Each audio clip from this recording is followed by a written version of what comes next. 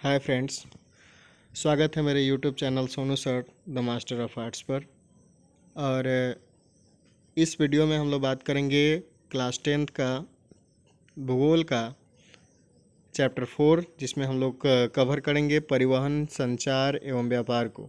तो वीडियो शुरू करने से पहले मैं आपसे एक रिक्वेस्ट करना चाहूँगा कि आप मेरे चैनल को अभी तक सब्सक्राइब नहीं किए हैं तो सब्सक्राइब कर लें, लाइक करें और शेयर करें ताकि इससे बाकी लोगों को भी फ़ायदा पहुँचे। तो चलिए हम वीडियो को शुरू करते हैं। सबसे पहले हम लोग देखेंगे परिवहन, संचार एवं व्यापार में शुरू करेंगे परिवहन से। तो फ्रेंड्स, आपको मैं बता दूं कि एक स्थान से दूसरे स्थान पर आने जाने एवं संदेश भेजने में परिवहन एवं संचार साधनों की महत्वपूर्ण भूमिका होती है। जैसा कि आप सभी जानते हैं कि परिवहन का मतलब ही होता है ढोना, किसी चीज़ को ढोना। ढोने का मतलब एक स्थान से दूसरे जगह सवारी को ढोना, माल को ढोना या वस्तुओं को ढोना। उसी प्रकार संचार का मतलब होता है किसी भी सूचना का प्रसार करना, किसी मैसेज को एक जगह से दूसरी जगह पहुंचाना। तो एक स्थान से दूसरे स्थान पर आने जाने एवं संदेश भेजने में परिवहन एवं संचार दोनों का होना आवश्यक है, क्योंकि ये दोनों महत्वपूर्ण भूमिका निभाती है। परिवहन एवं संचार को राष्ट्रीय अर्थव्यवस्था की जीवन रेखा भी कहा जाता है। यानी यूँ ऐसा माना जाता है कि परिवहन और संचार ये अगर न रहे तो कहा जा सकता है कि जो हमारी राष्ट्रीय अर्थव्यवस्था है उसकी कहीं ना कहीं जो जीवन रेखा है वो समाप्त हो जाएगी। तो इसको ध्यान में रखते हुए परिवहन और संचार काफ़ी इम्पोर्टेंट है किसी भी राष्ट्रीय अर्थव्यवस्था के लिए। आगे बढ़ते हैं, हम एक डायग्राम से देखेंगे परिवहन के साधन जो हैं उसको हम लोग देखेंगे। इसमें हम लोग सबसे पहले देखेंगे स्थल मार्ग, फिर जल मार्ग और फिर वायु मार्ग को। अब इसको जो है स्थल मार्ग जो है इसको 3 भागों में डिवाइड किया गया है, जिसमें सड़क है, रेल है और पाइपलाइन है। सड़क, रेल और पाइपलाइन में सड़क को फिर 2 भागों में डिवाइड किया गया है, कच्ची सड़क और पक्की सड़क। अब इस पक्की सड़क को भी कई भागों में बांटा गया है, जैसे कि राष्ट्रीय राजमार्ग, राज्य राजमार्ग, जिला सड़क मार्ग, ग्रामीण सड़क मार्ग और सीमांत सड़क। कहने का मतलब ये हुआ कि ये जो है आपको NH है, उसके बाद से आपको ये SH कहलाता है, और ये आपका जिला सड़क मार्ग है जो जिला को जोड़ता है। उसके बाद से ग्रामीण सड़क मार्ग है, सीमांत सड़क है। अब यहाँ पे बात करेंगे रेल की। तो रेल जो है इसमें 3 तरह के लाइन होते हैं, अभी ऑब्जेक्टिव में काफ़ी पूछा जाता है। इसमें बड़ी लाइन जो है जिसकी चौड़ाई जो होती है 1.67 मीटर होती है, मीटर लाइन की चौड़ाई 1 मीटर होती है पटरियों की, और छोटी लाइन की चौड़ाई जो होती है वो 0.62 से लेकर 0.762 तक होती है। उसके बाद से आगे हम लोग बढ़ेंगे जल मार्ग में। तो जल मार्ग को देखेंगे 2 भागों में बांटा गया, इसे भी आंतरिक जल मार्ग और अंतर्राष्ट्रीय। अंतर्राष्ट्रीय में समुद्र आ जाता है, जबकि आंतरिक जल मार्ग में नदी और नहर को देखा जाता है। उसी प्रकार वायु मार्ग में जब आप देखेंगे तो ये भी 2 प्रकार के होते हैं, घरेलू जिसमें इंडियन एयरलाइंस आ जाता है, और अंतर्राष्ट्रीय में एयर इंडिया। यानी वायु मार्ग भी 2 प्रकार के होते हैं, घरेलू और अंतर्राष्ट्रीय। तो फ्रेंड्स, आगे हम बढ़ते हैं, इसमें सड़क मार्ग के बारे में थोड़ा सा बात कर लेते हैं। सड़क मार्ग जो है ये परिवहन का सबसे सुलभ और सुगम साधन माना जाता है, ये सबसे लोकप्रिय है, सबसे ज़्यादा इसका यूज किया जाता है। आपको बता दें कि ग्रैंड ट्रंक, जिसको GT रोड के नाम से भी जाना जाता है, ग्रैंड ट्रंक रोड भारत की सबसे पुरानी सड़क है, जो कोलकाता से अमृतसर वर्तमान में NH1 एवं NH2 तक जाती है। भारत में सड़कों का जो विकास है उसके बारे में अगर हम बात करें तो 1950-51 के आसपास जो सड़कों की लंबाई थी किलोमीटर में वो 4 लाख थी, और 2006-07 में इसकी लंबाई बढ़कर 33 लाख किलोमीटर हो गई। तो इस प्रकार दिन प्रतिदिन जो है सड़क का जो विस्तार है वो बढ़ता जा रहा है। आगे बढ़ते हैं, हम लोग बात करेंगे सड़कों का प्रादेशिक वितरण। तो उसमें हम लोग पक्की सड़कें देखेंगे। देश में सर्वाधिक घनत्व जो है पक्की सड़क का वो दिल्ली में देखने को मिलता है। लंबाई की दृष्टि से अगर देखा जाए तो सड़कों की लंबाई की दृष्टि से देखेंगे तो महाराष्ट्र प्रथम स्थान में आता है, द्वितीय स्थान पर उत्तर प्रदेश है और तृतीय स्थान पर उड़ीसा का नाम आता है। घनत्व की दृष्टि से अगर हम देखेंगे तो केरल 1 नंबर पर आता है, 2 नंबर पर गोवा है और 3 नंबर पर उड़ीसा आता है। आगे कुछ महत्वपूर्ण बिंदुओं पर बात हम करते हैं, जिसमें भारत का जो सबसे लंबा राष्ट्रीय राजमार्ग है वो NH7 है।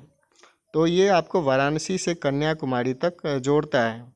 जबकि उत्तर भारत में सड़कों का घनत्व देखा जाए तो पंजाब, उत्तर प्रदेश एवं पश्चिम बंगाल को पहले, दूसरे और तीसरे स्थान पर रखा गया है।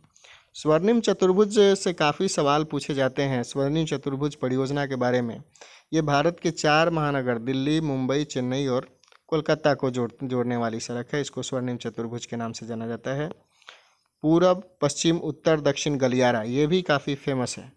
ये जो है पूरब में सिलचर से पश्चिम में पोरबंदर तक और उत्तर में श्रीनगर से दक्षिण में कन्याकुमारी तक जोड़ने वाली सड़क है।